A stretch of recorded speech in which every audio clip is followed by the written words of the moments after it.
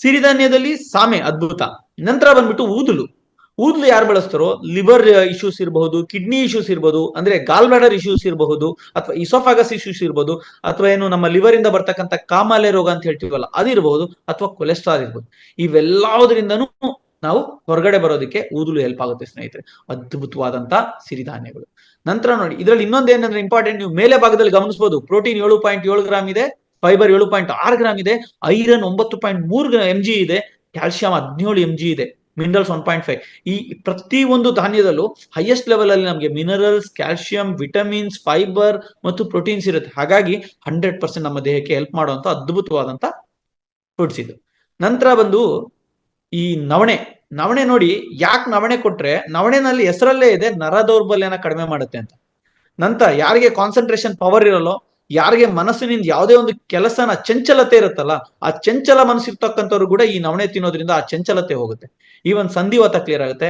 ಇಷ್ಟೇ ಅಲ್ಲ ಸ್ನೇಹಿತರೆ, ಮೂರ್ಛೆ ರೋಗ, ಎಪಿಲೆಪ್ಸಿ ಅಂತ ಹೇಳ್ತಿರ್ತೀವಿ, ಆಗಾಗ ಫಿಟ್ಸ್ ಬರ್ತಾ ಇರತ್ತೆ ಅಂತ ಹೇಳ್ತಿರ್ತೀವಲ್ಲ, ಆ ರೋಗ ಕೂಡ ನವಣೆನ ರೆಗ್ಯುಲರ್ ಆಗಿ ಬಳಸುವಂತ ವ್ಯಕ್ತಿಗೆ ಕ್ಲಿಯರ್ ಆಗುತ್ತೆ. ಅದ್ಭುತವಾದಂತ ಊಟ ಇದು. ನಂತರ ಹಾರಕ, ಸಿಕ್ಕಾಪಟ್ಟೆ ವೆರಿ ಇಂಪಾರ್ಟೆಂಟ್ ಫುಡ್ ಇದು. ಯಾಕೆ? ಪ್ರತಿಯೊಬ್ಬ ಮನುಷ್ಯನಿಗೂ ರಕ್ತ ಶುದ್ಧಿ ಆಗ್ಬೇಕು, ಅದ್ರ ಜೊತೆಗೆ ಐರನ್ ಕಂಟೆಂಟ್ ಜಾಸ್ತಿ ಆಗ್ಬೇಕು, ಅಂದ್ರೆ ರಕ್ತಹೀನತೆಯಿಂದ ಬಳಲ್ತಕ್ಕಂಥವ್ರು ಅದರಿಂದ ಹೊರಗೆ ಬರ್ಬೇಕು. ಜೊತೆಗೆ ಸಕ್ಕರೆ ಕಾಯಿಲೆ ಇರೋರಿಗೆ, ಮಲಬದ್ಧತೆ ಇರೋರಿಗೆ, ಸರಿಯಾದ ರೀತಿಯಲ್ಲಿ ನಿದ್ದೆ ಹೋಗ್ತಾ ಇಲ್ಲ ಅಂದ್ರೆ ಇನ್ಸೋಮೇನಿಯಾದಿಂದ ಸಫರ್ ಆಗುವಂತವ್ರಿಗೆ ಕೂಡ ಇದು ಹೆಲ್ಪ್ ಆಗುವಂತ ಅದ್ಭುತವಾದ.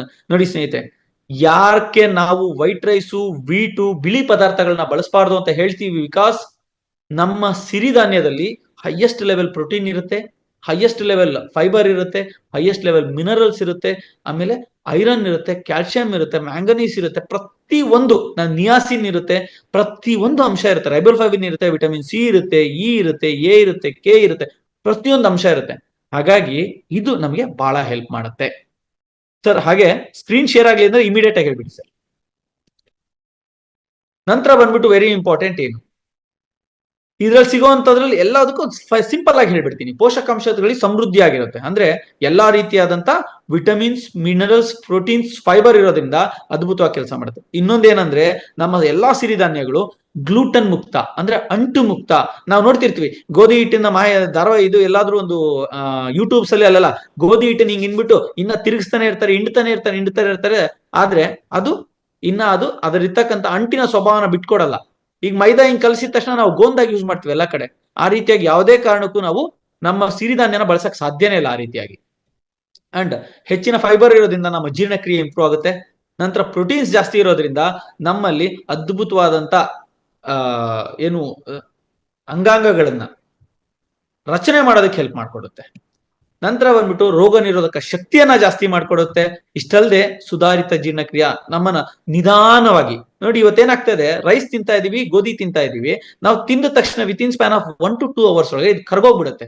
ಕರಗಿದ ನಂತರ ಮತ್ತೆ ಹೊಟ್ಟೆ ಹಸಿಯುತ್ತೆ, ಮತ್ತೆ ತಿಂತೀವಿ, ಇನ್ನೊಂದು ತಿಂತೀವಿ, ಮತ್ತೊಂದು ತಿಂತೀವಿ, ಎಲ್ಲ ತಿಂತಾ ಇರ್ತೀವಿ. ಹಾಗಾಗಿ ಇವತ್ತು ನಮ್ದು ತೂಕ ಜಾಸ್ತಿ ಆಗ್ತಾ ಇದೆ. ಬಟ್ ಯಾವಾಗ್ಲಾದ್ರೂ ನಾವು ಈ ಒಂದು ಸಿರಿಧಾನ್ಯಗಳನ್ನ ತಿನ್ನೋದ್ರಿಂದ ಏನಾಗುತ್ತೆ, ಇದು ಎಷ್ಟು ಬೇಕು ಅಷ್ಟು ಗ್ಲೂಕೋಸ್ ಅಲ್ಲಿ ಮಿಶ್ರಣ ಆಗುತ್ತೆ, ಆಗಾಗ ಹೋಗಿ ನಮ್ಮ ಒಂದು ರಕ್ತದಲ್ಲಿ ಸೇರುತ್ತೆ. ಹಾಗಾಗಿ ಏನ್ ಮಾಡುತ್ತೆ, ಗ್ಲೂಕೋಸ್ ಕಂಟೆಂಟ್ ಜಾಸ್ತಿ ಆಗಲ್ಲ, ಜೊತೆಗೆ ಹೊಟ್ಟೆ ಹಸಿವಾಗಲ್ಲ. ಮಿನಿಮಮ್ ಅದನ್ನು ಸರಿಯಾದ ರೀತಿಯಲ್ಲಿ ಹೊಟ್ಟೆ ತುಂಬಾ ಬೆಳಿಗ್ಗೆ ತಿನ್ಬಿಟ್ರೆ ಸಂಜೆ 6 ಗಂಟೆವರೆಗೆ ಹೊಟ್ಟೆನೇ ಹಸಿಯಲ್ಲ ಸ್ನೇಹಿತರೆ. ಯಾಕೆ ಹಳೆ ಕಾಲದಲ್ಲಿ 2 ಹೊತ್ತು ಊಟ ಮಾಡ್ತಿದ್ರು ಅಂದ್ರೆ ಇದೇ ಕಾರಣ ಅವ್ರಿಗೆ. ಆಮೇಲೆ ರಕ್ತದಲ್ಲಿ ಇರ್ತಕ್ಕಂಥ ಎಲ್ಲಾ ಸಮಸ್ಯೆಗಳನ್ನ ನಿವಾರಣೆ ಮಾಡಕ್ಕೆ ಹೆಲ್ಪ್ ಆಗುತ್ತೆ. ಇನ್ನೂ ಹೆಚ್ಚಿಗೆ ಹೋದ್ರೆ ಹಾರ್ಟ್ ರಿಲೇಟೆಡ್ ಇಶ್ಯೂಸ್ ನ ಕ್ಲಿಯರ್ ಮಾಡೋದಕ್ಕೆ ಬಹಳ ಹೆಲ್ಪ್ ಮಾಡುತ್ತೆ. ಇಷ್ಟಲ್ಲದೆ ತೂಕ ಕಡಿಮೆ ಆಗೋದಕ್ಕೆ ಬಹಳ ಹೆಲ್ಪ್ ಆಗುತ್ತೆ. ಇದು ಅದ್ಭುತವಾದಂತ ಫುಡ್ಸ್ ಇದು. ಜೊತೆಗೆ ಎಲ್ಲರೂ ಇವತ್ತಿನ ದಿನ ನಾವು ನೋಡ್ತಾ ಇದೀವಿ, ಯಾರನ್ನಾದ್ರೂ ಕೇಳಿ, ಸರ್ ನನ್ ಮೊಣಕಾಲ್ ನೋವು, ಸರ್ ನನಗೆ ಜಾಯಿಂಟ್ ಪೇನ್, ಸರ್ ನನಗೆ ಕುತ್ತಿಗೆ ಪೇನ್, ಸರ್ ನನ್ಗೆ ಆ ಪೇನ್, ನನ್ಗೆ ಈ ಪೇನ್. ಯಾಕೆ? ಬಿಕಾಸ್ ನಮ್ಮ ಊಟದಲ್ಲಿ ಶಕ್ತಿ ಇಲ್ಲ. ಹೇಳ್ತೀರಿ, ಯಾರು ಹೇಳಿದ್ರು ಸ್ನೇಹಿತರೆ ನಮ್ದು ಊಟದಲ್ಲಿ ಶಕ್ತಿ ಇಲ್ಲ ಅಂತ?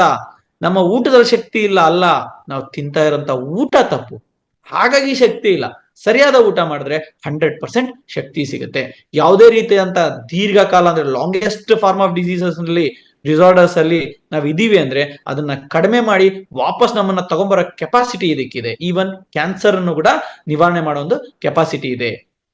ಮೂತ್ರಕೋಶ ಹಾಗೆ ಯಕೃತ್ತನ್ನ ರೆಡಿ ಮಾಡೋ ಒಂದು ಕೆಪಾಸಿಟಿ ಇದೆ. ಇಷ್ಟೇ ಅಲ್ಲ, ರಕ್ತಹೀನತೆಯನ್ನ ತಡೆಯೋ ಕೆಪಾಸಿಟಿನೂ ಇದೆ. ಸೊ ಯಾಕೆ ಇಲ್ಲಿಂದ ಬರುವಂತದ್ದು, ಯಾಕೆ ನಮ್ಮ ಗುರು ಸರ್ ಅವರು ಮಿಲೆಟ್ ಫುಡ್ಸ್ ನ ಇಂಟ್ರೊಡ್ಯೂಸ್ ಮಾಡಿದ್ರು? ಬಿಕಾಸ್ ಮಿಲೆಟ್ ಫುಡ್ಸ್ ಇಂದ ನಮ್ಮ ಆರೋಗ್ಯ ಅಲ್ಲ, ನಮ್ಮ ಸುತ್ತಮುತ್ತಲಿರ್ತಕ್ಕಂಥ ಎಲ್ಲರ ಆರೋಗ್ಯನ, ನಮ್ಮ ಅಣ್ಣ ಇರ್ಬೋದು, ತಮ್ಮ ಇರ್ಬೋದು, ಫ್ರೆಂಡ್ ಇರ್ಬೋದು, ನೇಬರ್ ಇರ್ಬೋದು, ಅತ್ತೆ ಮಾವನ ಮಕ್ಳಿರ್ಬೋದು, ಯಾರು ಬೇಕಾದ್ರೂ ಇರ್ಬೋದು, ಯಾರು ಬೇಕಾದ್ರೂ, ಇಡೀ ಸಮಾಜಕ್ಕೇನೆ ಒಂದು ಒಳ್ಳೆ ಊಟನ ಕೊಡೋಣ, ಒಳ್ಳೆ ಆರೋಗ್ಯನ ಕೊಡೋಣ ಅಂತ ಹೇಳಿ ಇಂಥ ಒಂದು ಅದ್ಭುತವಾದಂತ ಪ್ರಾಡಕ್ಟ್ ಅನ್ನ ನಮ್ಮ ಗುರು ಸರ್ ಅವರು ಇಂಟ್ರೊಡ್ಯೂಸ್ ಮಾಡಿದ್ದಾರೆ. ಆರೋಗ್ಯ ಭಾಗ್ಯ ಎಂಬೋ ವಿಷಯವ ಮೊದಲು ತಿಳಿಯಣ್ಣ, ತಿಳಿದು ಅದರಂತೆ ನಡೆಯೋಣ. ಆರೋಗ್ಯ